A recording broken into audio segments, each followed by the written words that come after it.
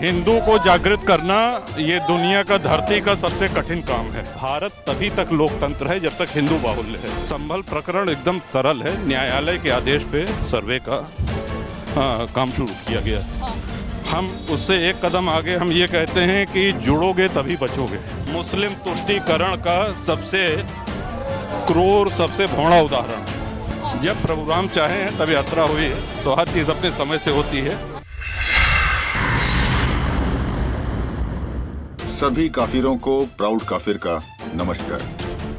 कुंवर रघुराज प्रताप सिंह एक सुप्रसिद्ध भारतीय राजनेता जो राजा भैया के नाम से जाने जाते हैं। कुंडा से लगातार 7 बार चुनाव जीतने वाले राजा भैया ने बाबा बागेश्वर की हिंदू एकता पदयात्रा को अपना समर्थन दिया और पदयात्रा में भाग लिया। इस यात्रा में उन्होंने सनातन और हिंदुओं की एकता के बारे में खुलकर बात की और क्या कुछ कहा, आइए देखते हैं। हिंदू एकता पदयात्रा से एकजुट हो पाएगा?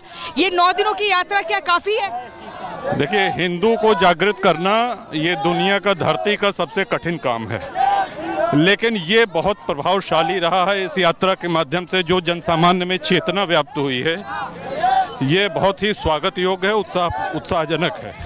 और निसंदेह आगे और भी ऐसे कार्यक्रम किए जाएंगे कि हिंदू समाज भारत में 2ym दर्जे का नागरिक, सेकेंड क्लास सिटीजन होकर के रह गया है।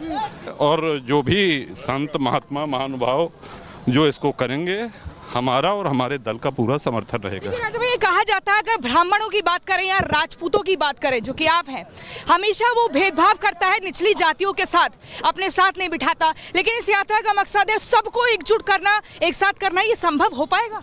नहीं, इससे हम सहमत नहीं हैं। आपने जो कहा कि एक साथ नहीं बैठा था, हमारे कुंडा विधानसभा क्षेत्र ने हमको 7वीं बार रिकॉर्ड मतों से निर्वाचित किया है लगातार। और 4 लाख मतदाता में से मात्र 10,000 ठाकुर हैं वहाँ पे।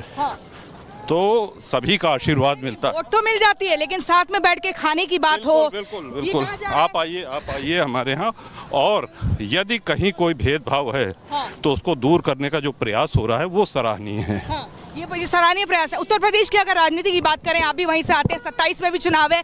क्या इस तरह की एक यात्राओं के बाद क्या राजनीति से जात पात का जो एक एजेंडा रहता है, जो एक विषय रहता है, वो हटेगा? मुद्दों पर बात होगी, क्योंकि यहाँ तो जातियों को एक करने का काम कर रहे हैं। बिल्कुल।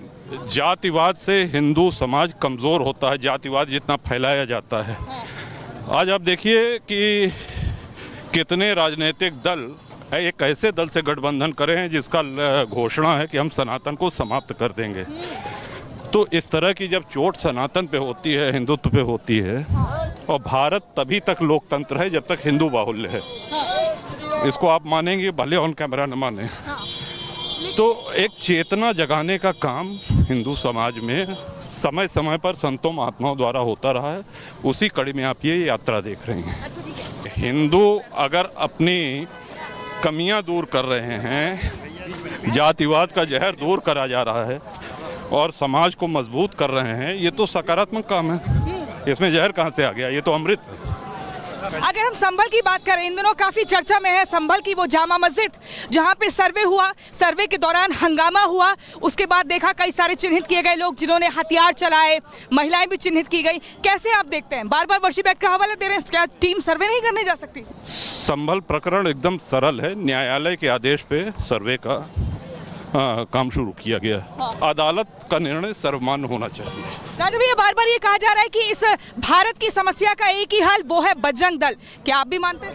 नहीं, हम ये कहेंगे कि बजरंग दल और बजरंग दल के सभी जितने समर्थक हैं, कार्यकर्ता हैं, हिंदू जागृति के लिए, हिंदू उत्थान के लिए उन्होंने बहुत महत्वपूर्ण काम किए हैं और सराहनीय काम किए हैं। योगी जी बार बार कह रहे हैं बटेंगे तो कटेंगे, मोदी जी कह रहे हैं एक रहेंगे तो सेफ रहेंगे। आप समर्थन करते हैं इस तरह के नारों का? हम उससे एक कदम आगे हम ये कहते हैं कि जुड़ोगे तभी बचोगे और बटोगे तो कटोगे जो नारा है। आप देखिए, तो united we stand, divided we fall हमेशा से रहा है। उसी का हिंदी अनुवाद ये है। तो हम पूर्णतः सहमत हैं। हम ही नहीं, हर आदमी सहमत है। लोग इसकी सच्चाई, इसकी असलियत समझ रहे हैं। क्या बांग्लादेश से सीख लेने की जरूरत है? बांग्लादेश और पाकिस्तान सबसे जीवंत उदाहरण है इसमें। हमने ट्वीट भी किया था, एक्स पे हमने पोस्ट भी किया था। और सिर्फ इसलिए कि वो हिंदुओं की आवाज़ वहाँ पे थे, इसलिए उनको गिरफ्तार किया गया है। बिल्कुल इसकी निंदा। और जिस तरह से हिंदू वहाँ मारे जा रहे हैं, चुन चुन के हिंदुओं को निशाना बनाया जा रहा है, उनकी संपत्ति, उनके घरों को नुकसान पहुँचाया जा रहा है, बिल्कुल विश्व इसका संज्ञान ले और विश्व के सारे हिंदू मुखर होकर के इसमें बोलने की आवश्यकता है। हमने इस इंटरव्यू के पहले ही कहा था कि भारत इस रूप में है, एक लोकतंत्र के रूप में, वो इसीलिए है क्योंकि हिंदू बाहुल्य है और इसीलिए ये एक सेक्युलर कंट्री है। ये कहा जा रहा है कि वो वक्फ की प्रॉपर्टी है, इसको लेकर आपका क्या कहना है? क्योंकि सनातन बोर्ड की भी एक तबका मांग कर रहा था जिसको अदालत ने खारिज कर दिया है। वक्फ जो है ये राजनीतिक दलों द्वारा मुस्लिम तुष्टीकरण का सबसे क्रूर, सबसे भोड़ा उदाहरण है। हाँ। जैसे आपको देखने के लिए देखिए कितनी भीड़ यहाँ पर जुट गई है। प्रणाम। उत्तर प्रदेश से आप मध्य प्रदेश आ गए हैं जी। सनातनियों को एकजुट करने के लिए। आप डेली इतना चलते हैं या आज ही इतना चल रहे हैं? नहीं, रोज ऐसी पदयात्राएं नहीं होती हैं, लेकिन चलने का अभ्यास है। चलने का अभ्यास है। थके नहीं अभी आप? जी नहीं, अभी नहीं। हम देख रहे हैं पीछे कहीं 2-3 किलोमीटर चलते ही आ रहे हैं आप। नहीं, और अधिक हो गया। और अधिक होगा? ऐसा तो नहीं कि ओरछा तक जाएंगे आप? हाँ, प्लान तो यही है। प्लान यही है? प्लान यही। लेकिन आपको लगता है कि राजा भैया कि जिस तरीके से अभी हम देख रहे हैं बहुत सारे सनातनी एकजुट हो गए, भगवा झंडा दिख रहा है, ये काफी है? आज तो एकजुट है, कल हो सकता है अपने अपने घर में जाके फिर से भेदभाव करें। देखिए, हमने पहले ही कहा कि ये प्रयास बहुत ही स्वागत योग्य है, सकारात्मक। एक यात्रा से पूरा परिणाम तो नहीं आ जाएगा, लेकिन प्रभाव इसका आपको दिखने लगा है। उत्तर प्रदेश में जगह जगह ऐसी यात्रा होनी चाहिए क्योंकि 27 में वहाँ चुनाव भी है। और अगर बात चुनाव की नहीं है, हम कह रहे हैं पूरे देश में होनी चाहिए और पूरे विश्व के हिंदुओं को एकजुट होना चाहिए। भारत ने इस तरह की यात्राओं के लिए लेट कर दिया, समय से पहले जागना चाहिए था। जब प्रभु राम चाहे हैं तब यात्रा हुई है, तो हर चीज़ अपने समय से होती है और अभी भी हिंदू जाग जाएं तो कोई देर नहीं। अगर हम वहाँ की बात करें, अजमेर शरीफ दरगाह की बात करें, निचली अदालत में कहा गया कि उसमें भी शिव मंदिर है।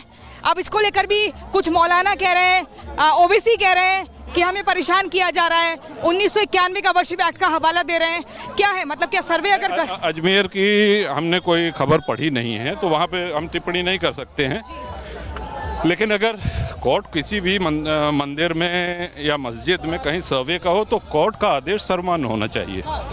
कुछ नारे यहाँ पर ही सुनाई दे रहे हैं कि तेल लगाओ डाबर का, मिटा दो सारी जो इमारतें हैं बाबर की। इस तरह की नारों को जब आप सुनते हैं तो क्या लगता है? नहीं, आप एक जय श्री राम, जय सिया राम और जात पात की करो विदाई, हम सब हिंदू भाई भाई, यही प्रमुख भावना। अंतिम सवाल, आप क्या मानते हैं कि क्या संदेश युवाओं को देना चाहिए, आज की पीढ़ी को क्या बताना चाहिए, और उन राजनीतिक पार्टियों को जो जाति के नाम पर लोगों को बांटने का काम करती है, नफरत फैलाने का काम करती है ताकि उनको वोट बैंक मिले, ऐसे लोगों के लिए आपका क्या संदेश? आखिरी सवाल। ऐसे लोगों का ही ये यात्रा और ऐसे कार्यक्रम सही जवाब है।